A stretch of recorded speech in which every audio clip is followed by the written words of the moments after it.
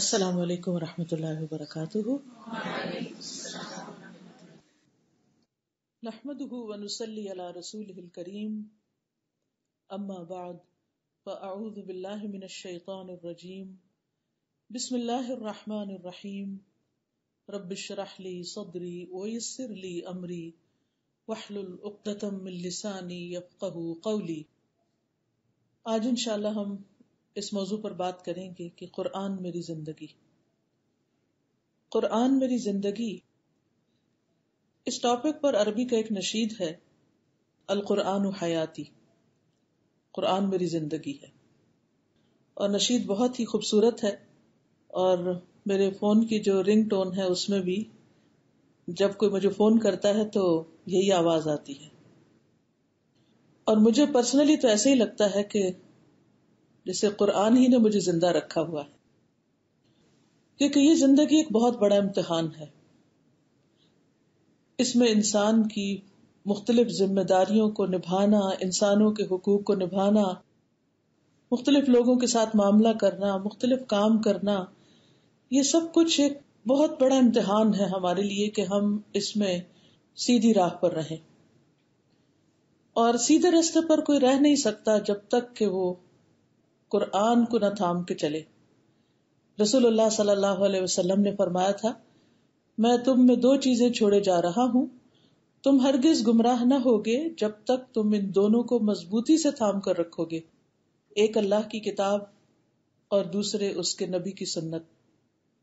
یہ دو چیزیں ہماری ہدایت کا ذریعہ ہیں اور ہمیں سیدھے راستے پر رکھ سکتی ہیں. وہ سیدھا راستہ جس کے لیے ہم ہر نماز کے اندر دعا کرتے ہیں، اہدنا الصراط المستقیم، کہ ہمیں سیدھے راستے کی ہدایت عطا فرما، وہ راستہ جس پر ہم چلیں اور اللہ سبحانہ و تعالیٰ کے انعام یافتہ بندوں میں شامل ہو جائیں. صراط الذین انعمت علیہم، اور اللہ کے غضب سے بچ سکیں اور بھٹکنے سے بچ سکیں، پریشانیوں سے بچ سکیں، اور اللہ کو راضی کرتے ہوئے اس اپنے اصل گھر میں جو اللہ نے انسانوں کے لیے تیار کیا ہے جنت کی شکل میں، اس تک پہنچ سکیں. حقیقت یہ ہے کہ کچھ لوگ زندہ ہیں لیکن ان کے دل مردہ ہوتے ہیں، کیونکہ ان دلوں میں قرآن نہیں ہوتا. اسی طرح کچھ لوگ بظاہر مر جاتے ہیں، دنیا سے چلے جاتے ہیں، لیکن وہ لوگوں کے دلوں میں زندہ رہتے ہیں، اور وہ دین ہی کی وجہ سے، ایمان کی وجہ سے. صحابہ کرام کے بارے میں جب ہم پڑھتے ہیں، سنتے ہیں، تو ہمارے دل ان کی محبت سے بھر جاتے ہیں. ہمارے دلوں میں ایک خاص قسم کی خوشی پیدا ہوتی، ہم اپنے آپ کو ان سے کنیکٹ کر سکتے ہیں. کیوں؟ آخر کس وجہ سے؟ ہمارا ان سے کیا رشتہ ہے؟ ہم تو ان کی قوم میں سے بھی نہیں، ہم تو ان کے رشتہ دار بھی نہیں، ہم تو شاید ان کی اولاد میں سے بھی نہیں. پھر وہ محبت کی وجہ، وہ احترام کی، عقیدت کی، ہمارے دلوں کے اندر ایک خاص کیفیت پیدا ہو جاتی ہے جب ہم ان کے تذکرے پڑھتے ہیں. تو اس کی بنیادی وجہ کیا ہے؟ اس کی بنیادی وجہ یہی ہے کہ وہ اللہ کے انعام یافتہ بندوں میں سے تھے، اس سیدھے راستے پر چلنے والے تھے جنہوں نے قرآن کو تھام کر رکھا، نبی صلی اللہ علیہ وسلم کی سنت پر خوشی سے عمل کیا، آپ کا ساتھ دیا، آپ کی مدد کی، اور آپ کے لائے ہوئے دین کو آگے دنیا تک پہنچایا، اور اس کے لیے کسی بھی چیز کی پرواہ نہیں کی، نہ اپنے جان کی، نہ مال کی، نہ اولاد کی. آپ کو اور آپ کے پیغام کو ہر چیز سے آگے رکھا، اور یہی ان کے مومن ہونے کی بھی دلیل ہے. تو آج ہم بھی مسلمان ہیں، ہم بھی آپ کی امت میں سے ہیں. ہم بھی چاہتے ہیں کہ قیامت کے دن آپ ہماری شفاعت کریں. ہم چاہتے ہیں کہ ہم قیامت کے دن آپ کے ساتھ اٹھائے جائیں، آپ کے ہاتھوں حوض کوثر سے پانی پلائے جائیں، جنت میں ہم آپ سے ملاقات کر سکیں، آپ کے قریب ہو سکیں. تو اس کے لیے ضروری ہے کہ ہم آپ کے لائے ہوئے پیغام کو تھام لیں. اللہ سبحانہ تعالیٰ نے ہم سب پر احسان کیا رسول اللہ صلی اللہ علیہ وسلم کو بھیج کر. اللہ تعالیٰ فرماتے ہیں، لقد من اللہ علی المؤمنین، البتہ تحقیق اللہ نے مومنوں پر احسان کیا ہے. اللہ تعالیٰ خود اس کو احسان بتاتے ہیں. لقد من اللہ علی المؤمنین اذ بعث فیہم رسولا منہم، جب ان کے اندر انہی میں سے ایک رسول بھیجا، یعنی انسانوں میں سے اور خود عربوں کے لیے خود ان کی قوم میں سے. لیکن یہ احسان کیا ہے؟ یہ احسان یہ ہے کہ انہوں نے ہمیں 4 چیزیں دی، جس کا ذکر سورۃ البقرہ کی اس آیت میں بھی آتا ہے، کما ارسلنا فیکم رسولا منکم یتلو علیکم آیاتنا ویزکیکم ویعلمکم الکتاب والحکمت ویعلمکم ما لم تکونوا تعلمون. جس طرح ہم نے تم میں ایک رسول تمہیں میں سے بھیجا جو تم پر ہماری آیات پڑھتا ہے، تمہیں پاک کرتا ہے، تمہیں کتاب اور حکمت سکھاتا ہے، اور تمہیں وہ کچھ سکھاتا ہے جو تم نہیں جانتے تھے. اور ایک حقیقت ہے کہ اللہ کے رسول صلی اللہ علیہ وسلم نے ہمیں وہ کچھ سکھایا جو ہم کسی اور طریقے سے جان سکتے ہی نہیں تھے، کیونکہ آپ کے علم کا سورس وحی الہی ہے. یہ علم کہیں اور سے حاصل نہیں ہو سکتا. یہ حکمت کی باتیں، یہ کتاب، یہ اللہ کا کلام، یہ اللہ کا پیغام ہم کسی اور ذریعے سے حاصل کر ہی نہیں سکتے.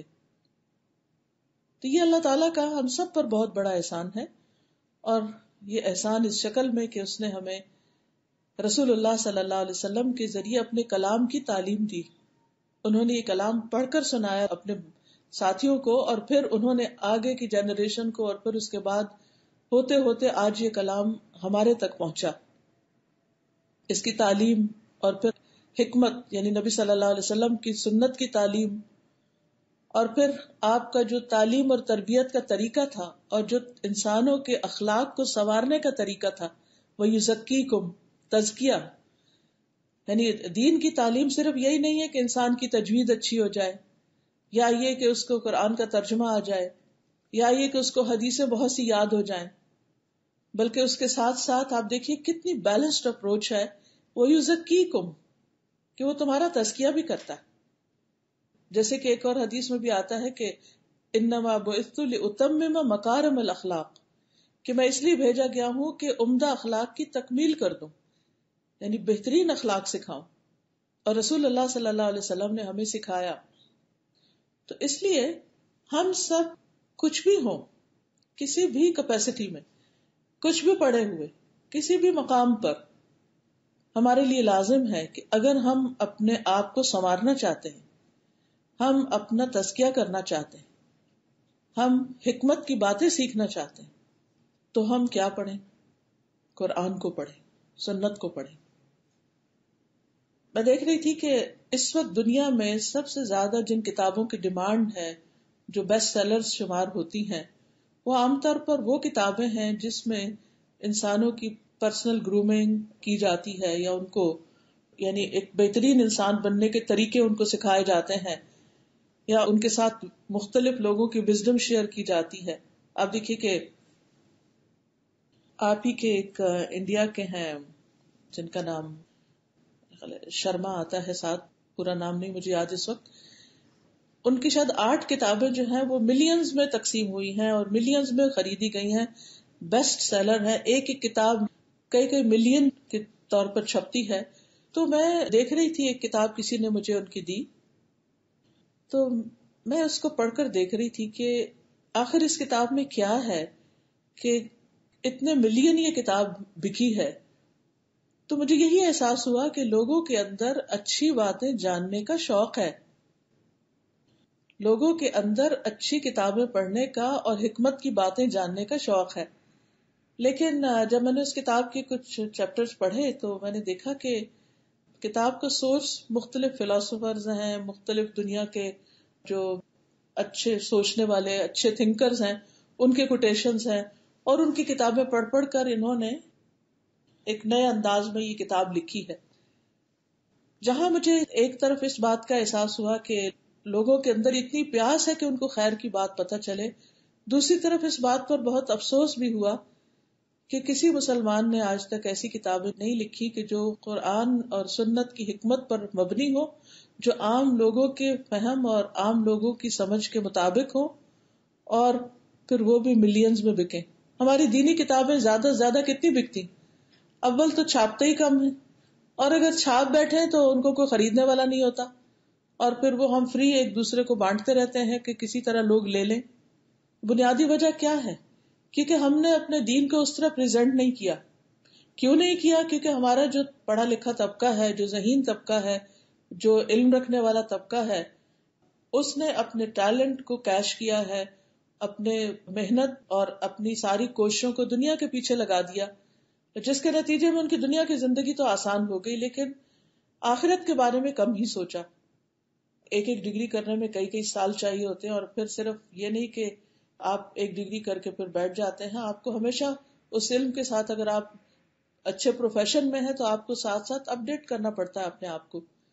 لیکن افسوس یہ کہ ہم میں سے بہت کم لوگوں نے قرآن کے ساتھ، حکمت کے ساتھ، اللہ سبحانہ و تعالیٰ کے بھیجے ہوئے اس علم کے ساتھ وہ وقت نہیں لگایا، اس کے ساتھ وہ کوشش نہیں کی، اس کو دنیا کے سامنے اس شکل میں پریزنٹ نہیں کیا کہ واقعی ہم بیسٹ سیلرز ہو جائیں. یعنی اپنے دین کو لوگوں تک لے جانے میں، یعنی اس کا مطلب یہ نہیں کہ ہم دین بیچنے والے بن جائیں، مطلب یہ ہے کہ ہم دین کو اس شکل میں آگے لے کر جائیں کہ واقعی لوگ اس کو اپنی ضرورت سمجھ کر اپنا لیں. ہمیں تو اللہ سبحانہ تعالیٰ نے پیدا اس لیے کیا تھا کہ ہم دنیا کے سامنے حق کی تعلیم کو رکھیں. وَكَذَلِكَ جَعَلْنَاكُمْ أُمَّةً وَسَطًا لِتَكُونُوا شُهَدَاءَ عَلَى النَّاسِ، کہ ہم ساری انسانیت کے سامنے حق کے گواہ بنے. لیکن ہم کیا گواہی دے رہے ہیں؟ اپنے عمل کے ساتھ، یا اخلاق کے ساتھ، یا علم کے ساتھ، یا حکمت کے ساتھ، یا لکھ کر، یا بول کر، یا کسی بھی طریقے سے. تو یہ ہم سب کا فریضہ بنتا ہے کہ ہمارے پاس جو اتنا بڑا حکمت کا خزانہ ہے اس کو ہم خود بھی پڑھیں، اس کے ساتھ اپنی زندگی گزاریں. یہ نہیں کہ صرف ایک کورس کر لیں یا صرف ایک کچھ کلاسز اٹینڈ کر لیں، نہیں، اس کو اپنی زندگی کا ایک ایسا ہی حصہ بنا لیں جیسے ہم نے کھانے پینے کو اور باقی چیزوں کو اپنی زندگی کا حصہ سمجھ رکھا ہے. کیونکہ یہی وہ کتاب ہے جس کی وجہ سے انسان اللہ تعالیٰ کو پہچانتا ہے. اللہ کی معرفت، اللہ کی پہچان اس کے بغیر ہو ہی نہیں سکتی. قرآن مجید میں آتا ہے انما یخشی اللہ من عبادہ العلماء ان اللہ عزیز غفور. اس کے بندوں میں سے، یعنی اللہ سے، تو اس کے بندوں میں سے صرف علم والے ہی ڈرتے ہیں. کسی کا ڈر کب ہوتا ہے؟ صرف اس وقت ڈر ہوتا ہے جب انسان اس کی قوت اور قدرت کو پہچانتا ہے. تو آج لوگوں کے دلوں میں اللہ کا ڈر کیوں نہیں؟ کیوں غلط کام کرتے؟ اور خصوصاً اپنی تنہائی میں. اس لیے کرتے ہیں کیونکہ اللہ کو پہچانتے نہیں.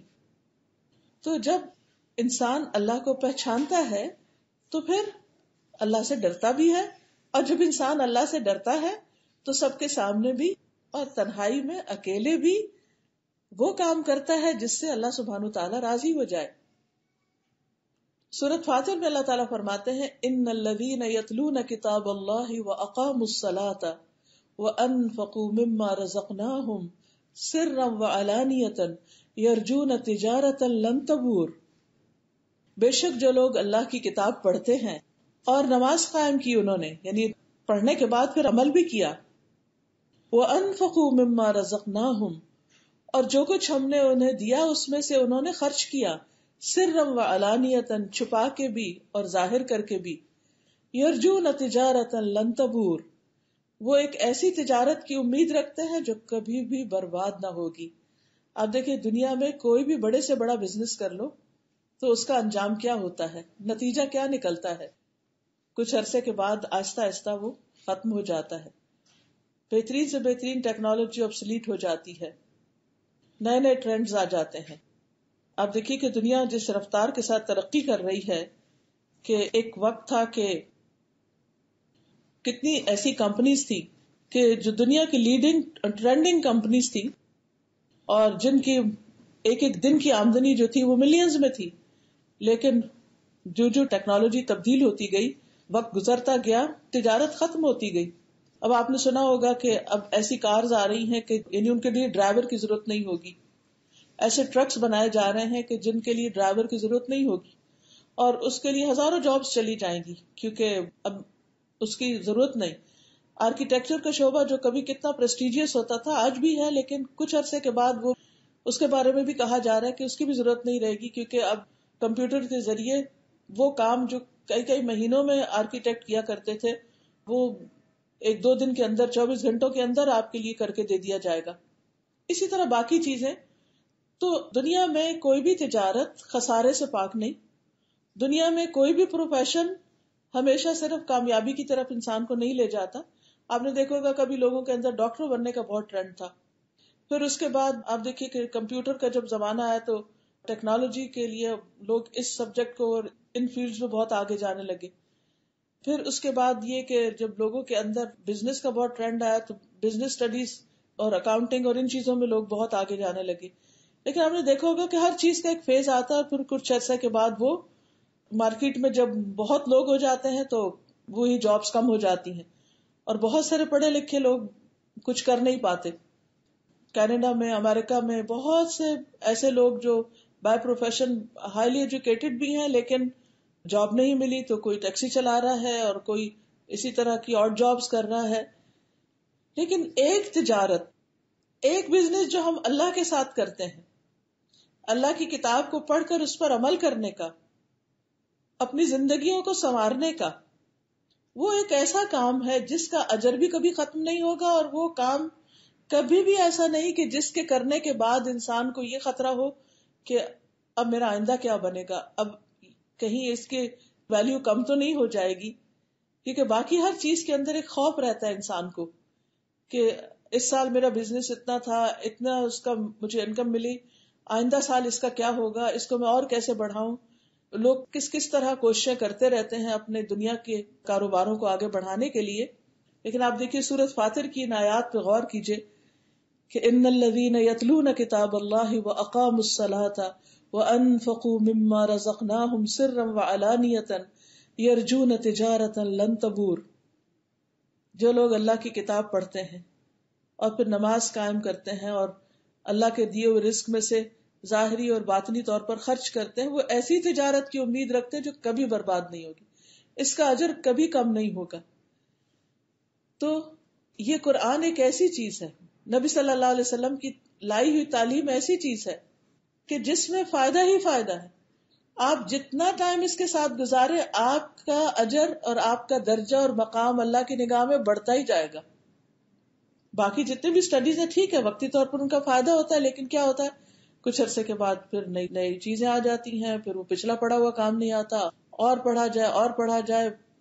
لیکن اس کتاب کے اندر اگر آپ اس کو پڑھتے رہے تو زندگی بھر کے لیے آپ کو ہر روز ایک نئی روشنی اور آپ کے سوالوں کے جواب اور آپ کی زندگی میں جو مشکلات آتی ہیں ان کا حل ساتھ کے ساتھ آپ کو ملتا رہے گا.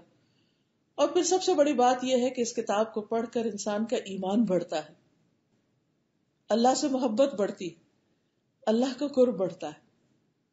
اور جب اللہ کا قرب بڑھتا ہے انسان کی زندگی میں، جب اللہ تعالیٰ کی پہچان ہوتی ہے تو سارے غم دور ہو جاتے ہیں. اب دیکھیے ہر چیز آؤٹ ڈیٹڈ ہو جاتی ہے، لیکن اللہ کی ذات وہ کبھی بھی قدیم نہیں ہو سکتی، کبھی پرانی نہیں ہو سکتی، کبھی ختم نہیں ہو سکتی. ہر چیز ختم ہونے والی، جو چاہے آپ اکٹھا کر لیں، جس جس چیز سے محبت ہے اس کو جمع کر لیں، لیکن وہ ہمیشہ ساتھ نہیں رہے گی. نہ مال، نہ اولاد، نہ ہمارے گھر بار، اور نہ یہ رونقیں، اور نہ یہ دنیا کی زینت، سب کچھ جانے والا ہے. لیکن اگر اللہ کا ساتھ ہے، اس کی کتاب کا ساتھ ہے، تو یہ وہ واحد چیز ہے کہ جو کبھی بھی آپ کو چھوڑے گی نہیں. اس کو دوست بنا لیجئے، اس کو پکڑ لیجئے اور ساری زندگی کے لیے پکڑ لیجئے، پھر آپ دیکھیں کہ زندگی کتنی خوشگوار ہوتی ہے. کیونکہ جو انسان قرآن پڑھتا ہے انسان کا ایمان بڑھتا جاتا ہے. اللہ سبحانہ وتعالیٰ سورۃ الانفال میں فرماتے ہیں انما المؤمنون الذین اذا ذکر اللہ وجلت قلوبہم واذا تلیت علیہم آیاتہ زادتہم ایمانا وعلی ربہم یتوکلون. سچے مومن تو وہ ہیں کہ جب ان کے سامنے اللہ کا ذکر کیا جائے تو ان کے دل کانپ اٹھتے ہیں، ان کے دل ہل کر رہ جاتے ہیں، اور جب اللہ کی آیات انہیں سنائی جائے تو ان کا ایمان بڑھ جاتا ہے اور وہ اپنے رب پر بھروسہ کرتے ہیں. یاد رکھیے کہ دین کا کام ہو، دنیا کا کام ہو، جب تک انسان اللہ پر بھروسہ نہیں کرتا آگے نہیں بڑھ سکتا. جندب بن عبداللہ کہتے ہیں کہ ہم نے ایمان سیکھا پھر ہم نے قرآن سیکھا جس سے ہمارے ایمان میں اضافہ ہوا. یعنی انسان ایمان لاتا ہے، لیکن اس ایمان کو کیا چیز نرش کرتی ہے، کیا چیز اس کو بڑھاتی ہے، اس کے پھل پھول کیسے آتے ہیں، وہ قرآن کے ذریعے آتے ہیں. ورنہ حدیث میں آتا ہے کہ ایمان بھی پیٹوں میں ایسے پرانا ہو جاتا ہے جیسے کپڑا پرانا ہو جاتا ہے. کوئی بھی پودا اگر آپ اس کو پانی نہیں دیں، اس کی کیئر نہیں کرے، تو وہ بڑھ نہیں سکتا. آپ نے لا الہ الا اللہ پڑھا، آپ مسلمان گھرانے میں پیدا ہوئے، آپ روٹین میں نماز روزہ بھی کر رہے ہیں، لیکن آپ نے دیکھا ہوگا کہ وہ ایسی روٹین بنتی ہے کہ وہ بے روح سی ہو جاتی ہے. وہ عبادت بھی، اس عبادت میں بھی روح کس سے پڑتی؟ قرآن و سنت کے ساتھ تعلق رکھنے سے ہی پڑتی. قرآن کی تعلیم ہی کے ذریعے انسان اللہ کی صحیح عبادت کر سکتا ہے، کیونکہ انسان کو اللہ تعالی کی بات ماننے کے لیے بار بار یاد دہانی چاہیے ہوتی ہے. ہم ایک دفعہ اللہ کا حکم پڑھتے ہیں، پھر بھول جاتے ہیں، پھر دوبارہ ہم پڑھتے ہیں تو پھر یاد آتا او یہ کام بھی کرنا تھا. ہم سب جانتے ہیں کہ ہمارے سب سے اہم ترین فرائض میں سے سب سے بڑا فرض اللہ کی عبادت کرنا ہے. ہم اس کے لیے پیدا کیے گئے. قرآن مجید میں آتا ہے وَمَا خَلَقْتُ الْجِنَّ وَالْإِنسَ إِلَّا لِيَعْبُدُونَ، میں نے جن و انس کو اپنی عبادت کے لیے پیدا کیا ہے. تو جس نے مخلوق کو پیدا ہی اس لیے کیا ہے کہ وہ اس کی عبادت کرے، اور اسی کے لیے رسولوں کو بھیجا، اسی کے لیے کتابیں بھیجی اور بندوں کو اسی کا حکم دیا، تو پھر اگر بندے عبادت نہیں کریں گے اور یہ کام نہیں کریں گے تو کل جب اللہ کے سامنے جا کر کھڑے ہوں گے تو اس کو کیا جواب دیں گے؟ نہ وہ ہماری شکل و صورت دیکھتا ہے، نہ ہمارے مال دیکھتا ہے، نہ ہمارا سٹیٹس دیکھتا ہے. وہ کیا دیکھے گا کہ ہم کیا کر کے آئے ہیں، اور کیا یہ سب کچھ اس کے مطابق ہے جو میں نے بتایا تھا اور میں نے بھیجا تھا. اگر اس کے مطابق ہے تو ٹھیک، اور اگر اس کے مطابق نہیں تو پوری زندگی کے ایفرٹ بیکار. پھر یاد رکھیے کہ قرآن کی تعلیم ہی کی بدولت انسان کو سیدھے رستے کی طرف رہنمائی ملتی ہے. قرآن مجید میں اللہ تعالیٰ فرماتے سورۃ المائدہ میں یا اہل الکتاب قد جاءکم رسولنا یبین لکم کثیرا مما کنتم تخفون من الکتاب ویعفو عن کثیر قد جاءکم من اللہ نور وکتاب مبین یہدی بہ اللہ من اتبع رضوانہ سبل السلام ویخرجہم من الظلمات الی النور بإذنہ وَيَهْدِيهِمْ إِلَى صِرَاطٍ مُسْتَقِيمٍ.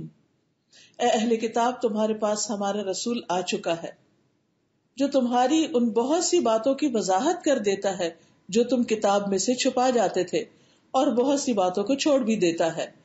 اب تمہارے پاس اللہ کی طرف سے روشنی اور ایسی واضح کتاب آ چکی ہے، یعنی قرآن، جس کے ذریعے اللہ ان لوگوں کو سلامتی کی راہیں دکھاتا ہے جو اس کی رضا کے پیچھے چلتے ہیں، اور انہیں اپنے اذن سے اندھیروں سے نکال کر روشنی کی طرف لے آتا ہے اور سیدھی راہ کی طرف ان کی رہنمائی کرتا ہے. تو جو شخص بھی سیدھے راستے پر چلنا چاہتا ہے اس کے لیے لازم ہے کہ وہ قرآن سے مضبوط تعلق قائم کرے اور مستقل بنیادوں پر استقامت کے ساتھ ہمیشہ کے لیے. رسول اللہ صلی اللہ علیہ وسلم نے فرمایا اللہ عز و جل کی کتاب ہی اللہ کی رسی ہے، جو اس کی پیروی کرے گا وہ ہدایت پر رہے گا، اور جو اسے چھوڑ دے گا وہ گمراہی پر رہے گا. تو یہ ہو ہی نہیں سکتا کہ اس کتاب کو چھوڑ کر ہم سیدھے رستے پر رہ سکیں. علامہ اقبال نے کہا تھا نا کہ چمے گویم مسلمانم بلرزم کہ می دانم مشکلات لا الہ را. جب میں کہتا ہوں کہ میں مسلمان ہوں تو میں کانپ اٹھتا ہوں، کیونکہ مجھے معلوم ہے کہ مسلمان ہونے کی مشکلات کیا کیا ہیں. لیکن ان مشکلات پر قابو کیسے پایا جا سکتا ہے؟ کس کے ذریعے؟ گر تو خواہی مسلمان زیستن نیست ممکن جز بقرآن زیستن. اگر تم واقعی چاہتے ہو کہ مسلمان بن کے زندہ رہو تو یہ ممکن ہی نہیں کہ قرآن کے بغیر صحیح مسلمان بن سکو. تو صحیح رستے پر چلنے کے لیے اللہ کی اس رسی کو تھامے رکھنا بہت ضروری ہے. سورۃ الاسراء میں اللہ تعالیٰ فرماتے ہیں ان ھذا القرآن یہدی للتی ہی اقوم ویبشر المؤمنین الذین یعملون الصالحات ان لہم اجرا کبیرا. یہ قرآن تو وہ راستہ دکھاتا ہے جو سب سے سیدھا ہے، اقوم سب سے زیادہ درست، اور جو لوگ ایمان لاتے ہیں اور نیک عمل کرتے ہیں انہیں بشارت دیتا ہے کہ ان کے لیے بہت بڑا اجر ہے. یعنی جو اس کتاب کو مان جائیں اور اس پر عمل کریں ان کے لیے خوشخبری، گڈ نیوز کہ ان کا اجر بہت بڑا ہے، ان کا ریوارڈ بہت بڑا ہے. یعنی کام ہم وہی کر رہے ہیں، لیکن اگر قرآن کی تعلیم کی روشنی میں ہم کریں گے تو ہمارے انہی کاموں کا ریوارڈ بہت بڑا ہو جائے گا، کیونکہ ہماری نیت اچھی ہو جائے گی، ہمارا طریقہ اچھا ہو جائے گا، ہمارا اخلاق اچھا ہو جائے گا، اور پھر اس کا اجر بھی اتنا ہی زیادہ اچھا ہو جائے گا. پھر اسی طرح یاد رکھیے کہ قرآن ہی کی تعلیم کی بدولت انسان کو روشنی اور فرقان ملتا ہے. سورۃ الطلاق میں اللہ تعالیٰ فرماتے ہیں آیت 11 میں رسولا یتلو علیکم آیات اللہ مبینات لیخرج الذین آمنوا وعملوا الصالحات من الظلمات الی النور. ایک ایسا رسول جو تمہیں اللہ کی واضح آیات پڑھ کر سناتا ہے تاکہ ایمان لانے والوں اور نیک عمل کرنے والوں کو اندھیروں سے نکال کر روشنی کی طرف لائے. یہ اندھیرے غموں کے اندھیرے بھی ہوتے ہیں، جہالت کے اندھیرے بھی ہوتے ہیں، اور پریشانیوں کے اندھیرے بھی ہوتے ہیں. ان سب سے نجات کا راستہ کیا ہے کہ انسان قرآن کو مضبوطی سے تھام لے اور روشنی کی زندگی میں آ جائے. آپ دیکھیے لوگ عموماً یہ سمجھتے کہ شاید ہم قرآن پڑھ کر ڈارک ایجز میں جا رہے ہیں یا قرآن پڑھ کر ہم بیکورڈ ہو جائیں گے. ایسا ہرگز نہیں ہے. قرآن تو وہ چیز ہے جو انسان کو روشنی کی طرف لے آتا ہے، اور یہ روشنی انسان کو مدد دیتی ہے اس بات میں کہ انسان پہچان سکے کہ اس کے لیے صحیح کیا ہے، غلط کیا ہے، فائدہ مند چیز کیا ہے، نقصان دہ چیز کیا ہے. ہم سب نقصان سے بچنا چاہتے ہیں، لیکن بعض اوقات ہمیں یہ نہیں پتا ہوتا کہ ہمارے لیے حقیقی نقصان کی چیز کیا اور حقیقی فائدے کی چیز کیا ہے. اور جب انسان قرآن پڑھتا ہے اور اس کے مطابق کام شروع کرتا ہے تو بعض اوقات بالکل اس کے برعکس کر رہا ہوتا ہے جو پہلی زندگی میں کر رہا ہوتا ہے. تو ہمیں قرآن کے مطابق اپنی زندگی کا یہ سفر گزارنا ہے. پھر اسی طرح ایک اور جگہ پر اللہ تعالیٰ فرماتے سورۃ النور میں یا ایھا الناس قد جاءکم برہان من ربکم وانزلنا الیکم نورا مبینا. اے لوگو بلا شبہ تمہارے پاس ہمارے رب کی طرف سے ایک واضح دلیل آ گئی ہے اور ہم نے تمہاری طرف ایک واضح نور اتارا ہے. یعنی قرآن کیا ہے؟ ایک ایسی روشنی کہ جس سے انسان کو خیر اور شر کا پتہ چل سکے.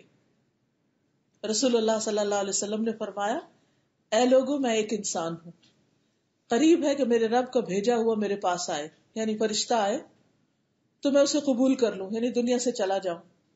اور میں تم میں دو بھاری چیزیں چھوڑے جا رہا ہوں. ان میں سے پہلی اللہ کی کتاب ہے جس میں ہدایت اور نور ہے، تو تم اللہ کی اس کتاب کو پکڑے رکھو اور اس کے ساتھ مضبوطی سے جڑے رہو. یعنی یہ نہیں کہ جب کوئی ٹائم ملا یا جب کوئی ہمارا موڈ بنا تو ہم پکڑ لیں پڑھ لیں اور ویسے اس کو بہت عزت کے ساتھ احترام کے ساتھ کہیں اوپر رکھ دیں. نہیں، یہ ہمارے ہاتھوں میں ہونی چاہیے، یہ ہمارے دلوں میں ہونی چاہیے. آپ نے فرمایا کہ اس کتاب کو پکڑے رکھو اور مضبوطی سے جڑے رکھو، یعنی زندگی کا کوئی دن اس کے بغیر نہ گزرے. اور آپ صلی اللہ علیہ وسلم نے اللہ کی کتاب پر بہت زور دیا اور اس کی خوب رغبت دلائی، لوگوں کو شوق دلایا کہ وہ اس کتاب کے ساتھ تعلق رکھیں.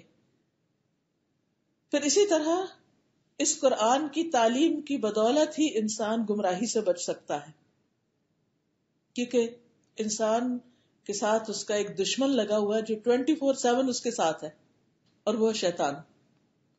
اور شیطان کیا چاہتا ہے کہ انسان کو اللہ کے راستے سے ہٹا دے. لیکن انسان کیسے مضبوطی سے پھر اسی راستے پر رہتا ہے؟ جیسے آپ نے دیکھا ہوگا نا کہ کبھی کوئی تیز ہوا چلے یا کوئی ایسی چیز ہو کہ جس سے انسان اپنی جگہ پر قائم نہ رہ سکے یا آپ کا بیلنس خراب ہونے لگے تو آپ کیا کرتے؟ کسی کو پکڑ لیتے، کوئی رسی پکڑ لی، کوئی پلر پکڑ لیا، کسی انسان کو تھام لیا، کسی نہ کسی چیز کا سہارا لیتے ہیں تو پھر آپ گرتے نہیں. بالکل اسی طرح ہماری زندگی میں بہت سے ایسے واقعات، ایسی چیزیں آتی ہیں کہ جس سے ہمارا بیلنس خراب ہو جاتا ہے. پریشانیاں ہمیں ہلا کر رکھ دیتی ہیں، ہمیں سمجھ نہیں آتا کہ اب ہم کیا کریں، اور پھر اس وقت شیاطین خوب کام کر جاتے ہیں اور دوسرے رستوں کی طرف بلاتے ہیں. جیسے حدیث میں آتا ہے، سنن دارمی کی روایت ہے، عبداللہ فرماتے ہیں کہ سیدھے راستے پر آمد و رفت رہتی ہے، یہاں شیاطین آتے ہیں. یعنی جب انسان نیک راستہ بھی اختیار کرتا ہے تو بھی شیطان پیچھا نہیں چھوڑتا، اور بلند آواز سے کہتے ہیں اے اللہ کے بندے دوسرے راستے پر آ جاؤ. کبھی وہ انسانوں کے روپ میں آتے ہیں، کبھی کسی طرح کبھی کسی طرح. بس تم اللہ کی رسی کو مضبوطی سے تھام لو، بے شک اللہ کی رسی قرآن ہے. پھر یاد رکھیے کہ اسی کتاب کے ذریعے ہم گناہوں سے بچ سکتے ہیں. ابن تیمیہ کہتے ہیں کہ جب انسان قرآن پڑھتا ہے اور اس میں غور و فکر کرتا ہے تو یہ سب ان اسباب میں سے ایک مضبوط سبب ہے جو انسان کو نافرمانیوں سے، یعنی ساری نافرمانیوں سے یا بعض نافرمانیوں سے روک لینے والا ہوتا ہے. پھر اسی طرح یاد رکھیے کہ مرنے کے بعد جب ہم قبر میں جائیں گے اور ہم سے 3 سوال کیے جائیں گے تو ان سوالوں کا جواب بھی جب ہی دینا آئے گا جب ہم دنیا میں قرآن سے تعلق رکھیں گے. سنن نبی داؤد کی روایت ہے، رسول اللہ صلی اللہ علیہ وسلم نے فرمایا، میت کو دفنا کر جب لوگ واپس پیٹ پھیر کر جاتے ہیں تو میت ان کے قدموں کی آہٹ سنتی ہے، جبکہ اس سے یہ پوچھا جا رہا ہوتا ہے کہ اے فلاں، یہ بتا تیرا رب کون ہے، تیرا دین کیا ہے، تیرا نبی کون ہے. فرمایا اس کے پاس 2 فرشتے آتے ہیں اور اسے اٹھا کے بٹھاتے ہیں اور اس سے پوچھتے ہیں من ربک، تو وہ کہتا ہے ربی اللہ، میرا رب اللہ ہے. وہ پوچھتے ما دینک، تو وہ کہتا ہے دینی الاسلام، میرا دین اسلام ہے. وہ اس سے پوچھتے ہیں ما ھذا الرجل الذی بعث فیکم، کہ وہ آدمی کون ہے جو تم میں بھیجا گیا تھا. وہ کہتا ہے ہوا رسول اللہ صلی اللہ علیہ وسلم، وہ اللہ کے رسول ہیں. وہ کہتے ہیں وما یدریک، تمہیں یہ باتیں پتہ کیسے چلی، کہاں سے تم نے جانا، یہ علم کہاں سے ہوا تمہیں. وہ کہتا ہے قرأت کتاب اللہ، میں نے اللہ کی کتاب پڑھی، فآمنت بہ وصدقت، میں اس پہ ایمان لایا اور اس کو سچ مانا، اس کی تصدیق کی. وہاں سے مجھے پتا چلا ہے کہ میرا رب کون ہے، میرا رسول کون ہے، میرا دین کیا ہے. تو اس لیے اگر ہم چاہتے ہیں کہ ہم مرنے کے بعد اپنی اگلی زندگی میں بھی کامیاب ہوں تو بہت ضروری ہے کہ ہم اس کتاب کو پڑھیں اور اس کے مطابق زندگی بسر کریں. اور خاص طور پر اگر ہم اس کو باقاعدہ پڑھنے کے لیے نکلتے ہیں، سیکھنے کے لیے ایڈمیشن لیتے ہیں، جا کر دوسرے ساتھیوں کے بیچ میں بیٹھ کر سیکھتے ہیں، تو اس کے اپنے ہی کچھ فائدے ہیں. ایک تو ایسی مجلس پر اللہ کی رحمت ہوتی ہے، فرشتے اس کو ڈھانپ لیتے ہیں. پھر یہ کہ ہم سب ایک دوسرے کے لیے سپورٹ بنتے ہیں. گھر میں بھی ہم سنتے رہتے ہیں لیکچرز، لیکن اکٹھے بیٹھ کے جب سنتے ہیں تو اس کا اثر ہی کچھ اور ہوتا ہے. پھر اس کے بعد یہ ہے کہ ہم جب اس راستے پر چلتے ہیں اور وہ علم کا راستہ ہوتا ہے تو اللہ تعالیٰ ایسے شخص کے لیے جنت کا راستہ آسان کر دیتے ہیں. اور پھر طالب علم کے لیے، ایسے سیکھنے والے کے لیے فرشتے اپنے پر بچھاتے ہیں، یعنی اس کو آنر دیتے ہیں، فرشتوں کا ساتھ ہوتا ہے. تو اس لیے اکٹھے ہو کر، مل بیٹھ کر آپ اللہ کا ذکر کیجئے، سیکھیے، سکھائیے. ایسی جگہوں پر جائیے کہ جہاں پر آپ کو یہ سہولت فراہم کی جاتی ہو. اکیلے میں انسان پر کبھی کوئی آ جاتا ہے، کوئی مہمان آ جاتا ہے، پھر چھوٹ جاتا ہے، کوئی بیماری آ جاتی ہے، لیکن جب اس راستے کے دوسرے ساتھی ہوتے ہیں تو پھر وہ ایک دوسرے کو تھامے رکھتے ہیں، ایک دوسرے کے کام آتے ہیں، ایک دوسرے کی مدد کرتے ہیں. اچھا، ہمارے ہاں ایک کانسیپٹ یہ بھی ہے کہ یہ کام شاید صرف مردوں کے کرنے کا ہے، عورت کا نہیں ہے. عورت تو بس صرف گھر میں رہے. اچھی بات ہے، رہے، آرام کرے، مزے کرے، اچھے اچھے کھانے پکائے، کھائے، سوئے، اور جو بھی گھر کے کام کاج ہیں، پھر وقت بچے تو شاپنگ چلی جائے. عام طور پر لوگ ان چیزوں میں بڑے خوش رہتے ہیں، اور دنیا کے اب یہ شادی آ رہی ہے، اب یہ فلاں کی پارٹی آ رہی ہے، اب اس پر یہ پہننا ہے، یہ کھانا ہے، یہ بنانا ہے، گھر کو یوں سجانا ہے، اور ساری زندگیاں اسی میں گزر جاتی. لیکن آپ نے دیکھا ہوگا کہ پھر ہوتا کیا ہے، ان گھروں کا کیا ہوتا ہے. میں جب اپنی امی ابا کے گھر کے بارے میں سوچتی ہوں تو میں صرف سوچتی ہی رہ جاتی ہوں. ہم 12 بہن بھائی تھے اور ہمارے گھر میں اتنی چہل پہل ہوتی تھی، اتنی چہل پہل ہوتی تھی کہ کسی وقت بھی ایسا نہیں ہوتا تھا کہ کوئی خاموشی ہو. کوئی نہ کوئی آ رہا ہے، کوئی جا رہا ہے، کوئی کھا رہا ہے، کوئی پڑھ رہا ہے، کوئی کھیل رہا ہے، کوئی کچھ کر رہا ہے، کوئی کچھ کر رہا ہے. اور اسی طرح رشتے دار بھی آ رہے ہیں جا رہے ہیں. ہمارے گھر کا دروازہ صبح جو کھلتا تھا تو رات 10 بجے بند ہوتا تھا. ہر وقت کچھ نہ کچھ گہما گہمی. اور جب سب بہن بھائی پڑھنے چلے گئے، شادیاں ہو گئی ادھر ادھر، اس وقت جب جانے کا اتفاق ہوا تو اس قدر خاموشی گھر میں، ہمارے والدین کی زندگی میں ہی اس گھر میں اتنی خاموشی ہو گئی تھی کہ ایک طرح سے وحشت سی آتی تھی کہ یہ وہی گھر ہے. کیونکہ ہم سوچ بھی نہیں سکتے تھے کہ یہ گھر کبھی ایسے بھی ویران ہوگا. کہاں اس میں کلاسز ہو رہی ہیں، قرآن پڑھا جا رہا ہے، ہم سب بہن بھائی پڑھ رہے ہیں، صبح پڑھ رہے ہیں، شام پڑھ رہے ہیں، کوئی یہاں بیٹھ کے پڑھ رہا ہے، کوئی وہاں بیٹھ کے کچھ کر رہا ہے. خاموشی، کچھ بھی نہیں رہا. لیکن الحمدللہ میری والدہ جو ہیں ان کو اللہ نے پڑھنے کا شوق دیا اور آج تک وہ باقاعدہ کلاسز میں جاتی ہیں، سیکھتی ہیں. ان کی عمر ماشاءاللہ 74-75 ہو گئی ہے، لیکن باقاعدہ وہ جا کر سیکھتی. حالانکہ گھر میں بھی وہ کیسٹ سن سکتی ہیں لیکن روزانہ جاتی ہیں اور اس سے وہ اتنی خوش رہتی ہیں، کسی کے غم میں نہیں گل رہی، نہ کسی کو یاد کر رہی ہیں، نہ کوئی انہیں ڈپریشن ہے، نہ کوئی پریشانی ہے. اپنا صبح اٹھتی ہیں، تیار ہوتی ہیں، کلاس میں جاتی ہیں، بیٹھتی ہیں، لوگوں سے ملتی جلتی ہیں. ینگ گرلز ہیں آس پاس بہت سی، کوئی ہنسا رہا ہے، کوئی کچھ کر رہا ہے، اور پھر واپس آتی ہیں، پھر اپنا کھایا پیا، پھر قرآن پڑھنے بیٹھ گئے. تو وہ بڑھاپا کتنا خوبصورت ہو جاتا ہے. ہمارے لیے بھی ایک تسلی خوشی کی بات ہوتی ہے کہ ہماری والدہ خوش ہیں، اور ان کے لیے بھی خوشی کی بات ہوتی ہے کہ وہ کسی کام میں لگی ہوئی. تو جو قرآن کے پڑھنے پڑھانے میں لگ جاتے ہیں وہ کبھی ریٹائر نہیں ہوتے، وہ زندگی کے آخری لمحے تک مصروف ہوتے ہیں، وہ غمزدہ نہیں ہوتے پھر، کیونکہ ان کی زندگی میں کرنے کا کوئی کام ہے.